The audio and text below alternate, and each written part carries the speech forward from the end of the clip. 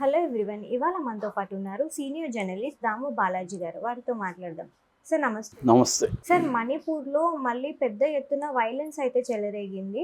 అంటే 7 జిల్లాలకి కర్ఫ్యూ కూడా విధించినట్టు మనకి న్యూస్ వస్తుంది. సో ఆ స్థాయిలో అక్కడ గొడవలు జరగడానికి గల కారణాలు ఏంటి? మణిపూర్లో మళ్ళీ హింస.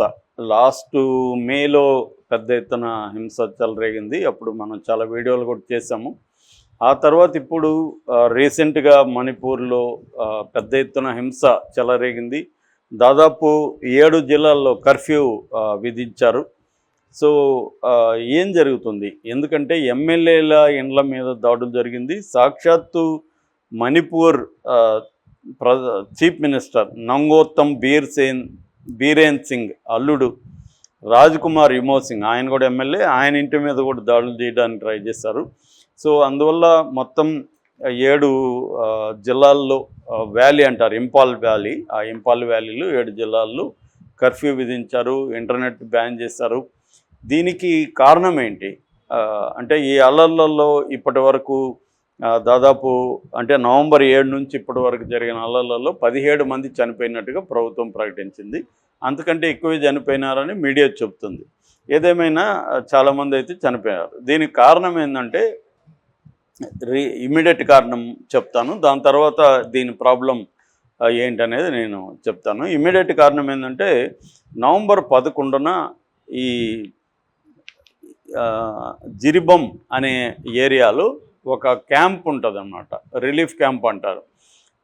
ఈ క్యాంప్స్ మణిపూర్లో చాలా చోట్ల గవర్నమెంట్ పెట్టింది. అంటే వాళ్ళు ఇల్లు కోల్పోయిన వాళ్ళు, లేకపోతే వాళ్ళ ఫ్యామిలీస్ని చంపేసి ఉంటే వీళ్ళు అనాథలుగా మిగిలిపోయిన ఇలాంటి వాళ్ళకంతా క్యాంపస్ పెట్టారు. అలాంటి క్యాంపస్లో మైతీ ఫ్యామిలీ, అక్కడ ఏంటంటే మణిపూర్లో ప్రధానంగా 2 తెగలు ఉంటాయి, మైతీలు, కుకీలు. కుకీ జో అంటారు వాళ్ళని, కుకీలు జోలు. బ్రాడ్గా మనం మైతీలు కుకీలు అని చెప్పుకోవచ్చు. మిగతావి కూడా నాగాసు ఇలాంటి ట్రైబ్స్ కూడా అక్కడ ఉన్నాయి. ప్రధానంగా ఈ 2 తెగలు ఉంటారనమాట. వీళ్ళిద్దరి మధ్య వారు జరుగుతుంది. అది ఎందుకు జరుగుతుంది అనేది నేను తర్వాత చెప్తాను. అయితే ఇప్పుడు ఏమైందంటే ఈ కుకీ మిలిటెంట్స్ ఈ మైతీకి సంబంధించిన ఒక 6 మంది స్త్రీలను పిల్లలను ఈ జిరిబం క్యాంపులో నుంచి నవంబర్ 11వ తేదీ ఎత్తుకుపోయారు. అప్పటి నుంచి వీళ్ళు మిస్ అయ్యారు, ఏమయ్యారో తెలియదు. అయితే ఇప్పుడేమైంది, ఈ అస్సాం బార్డర్లో, మణిపూర్ అస్సాం బార్డర్లో బరక్ నది అని ఉంది. ఆ బరక్ నది దగ్గర వీళ్ళ శవాలు దొరికాయి. ఎవరి శవాలు? ఈ 6 మంది స్త్రీలు పిల్లల శవాలు దొరికాయి. దాంతో ఒక్కసారిగా మైతీలలో ఆగ్రహం కట్టలు దించుకుంది. మైతీలు ఇంపాల్ వ్యాలీలో మైతీలు డామినేషన్ ఉంటుంది. వీళ్ళు పెద్ద ఎత్తున హింసకి పాల్పడడం, అక్కడ పక్కనున్న కుక్కీల్ని ఇండ్లకి నిప్పులు పెట్టడం, వాళ్ళని చంపడం, అట్లాగే ఎమ్మెల్యేల స్థాయికి వెళ్ళి వాళ్ళ ఇండ్లను కూడా ధ్వంసం చేస్తానని చెప్పడం, ఇది పెద్ద ఎత్తున ఒక్కసారిగా చెలరేగేసరికి ఇప్పుడు కర్ఫ్యూ పెట్టారు. తర్వాత అనేక CADF అంటారు, అంటే సెంట్రల్ పోలీస్ అన్నమాట, ఆర్మ్డ్ పోలీస్ ఫోర్స్, CAPF. ఈ ఫోర్సులు దాదాపు 218 కంపెనీలని అక్కడ దించారనమాట. అవి కాకుండా CRPF 15 కంపెనీస్ ఉన్నాయి. తర్వాత BSF బార్డర్ సెక్యూరిటీ ఫోర్సు, ఇదొక 5 కంపెనీస్. పెద్ద స్థాయిలో మిలిటరీని అక్కడ దించి కంట్రోల్లోకి తీసుకురావడానికి సిచ్యువేషన్ని ట్రై చేస్తున్నారు. హోంశాఖ, సెంట్రల్ హోంశాఖ కూడా దీన్ని గైడ్ చేస్తుంది. అయితే దీనికి కారణము ఏంటి అనుకున్నప్పుడు ప్రధానంగా మనకి లాంగ్ టర్మ్ కారణాలు చూసుకున్నప్పుడు బ్రిటిష్ వాళ్ళకు ముందు కూడా ఈ బ్రిటిష్ వాళ్ళు రాకముందు కూడా మణిపూర్లో ఏంటంటే ప్రధానంగా 2 వర్గాలు ఉండేవి.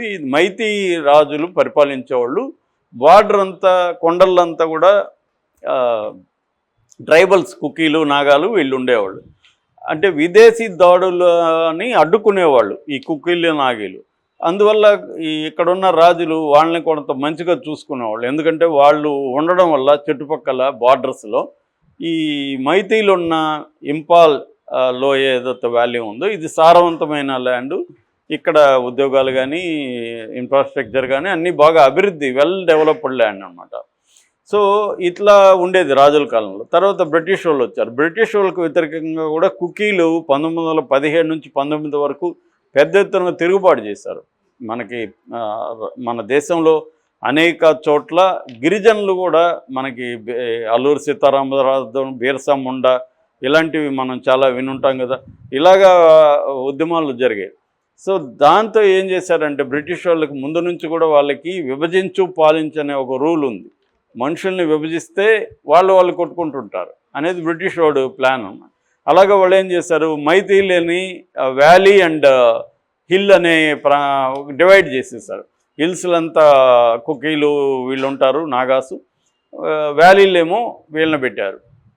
ఇలాగా విభజించి పాలించే వల్ల వీళ్ళ గొడవలు పెరిగాయి. ఆ తర్వాత మనకి 47లో ఇండిపెండెన్స్ వచ్చినా కూడా ఇది ప్రిన్సిలీ స్టేట్గానే మణిపూర్ ఉండిపోయింది 49 వరకు. ఇప్పుడు హైదరాబాద్ కూడా 48లో కలిసింది.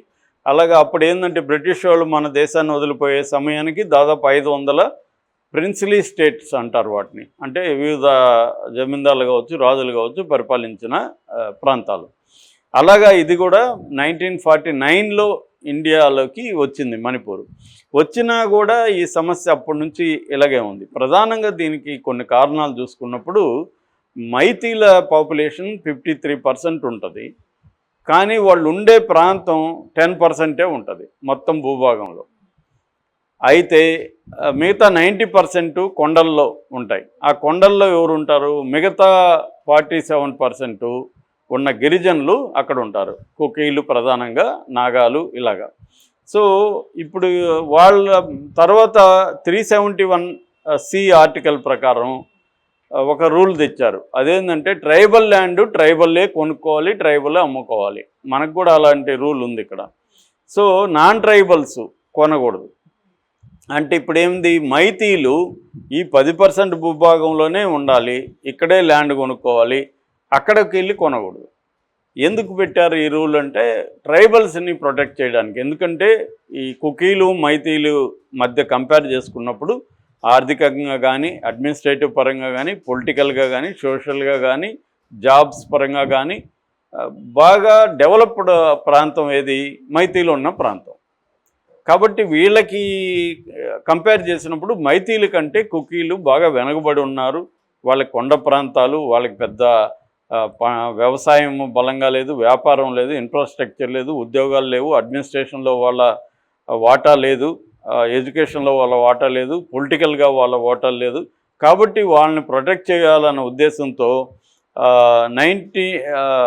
మనకి స్వాతంత్రం వచ్చిన తర్వాత ఈ ట్రైబల్ యాక్ట్ని తీసుకొచ్చి ఎస్టీల భూముల్ని వాళ్ళే కొని వాళ్ళే అమ్ముకోవాలి తప్ప మైతీలు కొనడానికి లేదు. ఇది ఒక యాంగిల్. రెండో యాంగిల్ మతం యాంగిల్. మైతీలంతా కూడా ప్రధానంగా హిందువులు, కుకీలంతా ప్రధానంగా క్రిస్టియన్లు. ఇది కూడా బ్రిటిష్ కాలం నుంచి వస్తున్నది. ఈ యాంగిల్ కూడా దీన్ని బీజేపీ వచ్చినాక దీన్ని పెంచిందని చెప్తారు. ఈ యాంగిల్ కూడా అంటే హిందూ క్రిస్టియన్ యాంగిల్ అనేది కూడా పెరిగిందని. సో ఇదొకటి. ఇంకొకటి ఏంది, మయన్మార్. అంటే మయన్మార్లో 2021లో అక్కడ మిలిటరీ తిరుగుబాటు జరిగింది. దానివల్ల ఆ దేశం నుంచి ప్రజలు బార్డర్ ఏరియాల్లో ఉన్న మన భూభాగాల్లోకి రావడం మొదలుపెట్టారు. అలాగే ఎక్కువ వాళ్ళు ఏంటంటే డ్రగ్ ట్రేడింగ్ని వాళ్ళు ప్రోత్సహించడం మొదలుపెట్టారు. వాళ్ళకి అక్కడ తిరుగుబాటుదారులకు మనీ కావాలా. ఎక్కువ ప్రపంచవ్యాప్తంగా ఇన్సర్జెంట్స్ అంటారు, అంటే ప్రభుత్వ వ్యతిరేక గెరిల్లాలు కావచ్చు, విప్లవకారులు కావచ్చు, వాళ్ళకి డబ్బులు ఈజీగా వచ్చే మార్గం డ్రగ్స్ నుంచి డబ్బులు వస్తాయి. అలాగే వాళ్ళు ఏం చేస్తున్నారు, ఈ కుకీలు ఉన్న ఏరియాలో డ్రగ్స్ని పండించడం, పంటల్ని డ్రగ్ని సరఫరా చేయడం.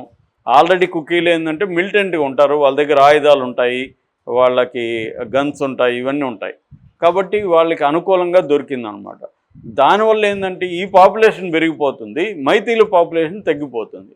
సో మైతీలు ఏమంటున్నారు, వాళ్ళని మీరు అరికట్టండి, వాళ్ళ పాపులేషన్ పెరిగిపోతుంది, అందుకనే ఎన్ఆర్సీ అనేది ఒకటి తీసుకొచ్చారు, నేషనల్ రిజిస్టర్ ఆఫ్ సిటిజన్షిప్ అని. సో అంటే ఇండియాలో ఇంతకాలం నుంచి ఉన్న వాళ్ళే సిటిజన్స్, లేకపోతే సిటిజన్స్ కాదు అని గుర్తించి తరిమేయండి అనేది వీళ్ళ డిమాండ్. ఇది ప్రభుత్వం సీరియస్గా తీసుకోవట్లేదు. ఇది హిస్టారిక్గా మనం చెప్పుకోవాల్సింది. అంటే మైతీల వైపు నుంచి మనం ఆలోచిస్తే మైతీలకి ఏంటంటే ల్యాండ్ మాకు 10% ల్యాండే ఉంది, మేము ఇంకా అటు వెళ్ళడానికి లేదు, ఎక్స్టెండ్ అవ్వడానికి లేదు. అటుపక్కేమో మయన్మార్ అవన్నీ వాళ్ళని ఇది చేస్తున్నారు, వాళ్ళు మిలిటెంట్గా ఉంటున్నారు, వైలెన్స్ డ్రగ్స్ ఇవన్నీ జరుగుతున్నాయి. అనేది వీళ్ళ వాదన. వాళ్ళు ఏమంటారు, మీరు మొత్తం డెవలప్మెంట్ అంతా మీ దగ్గరే ఉంది,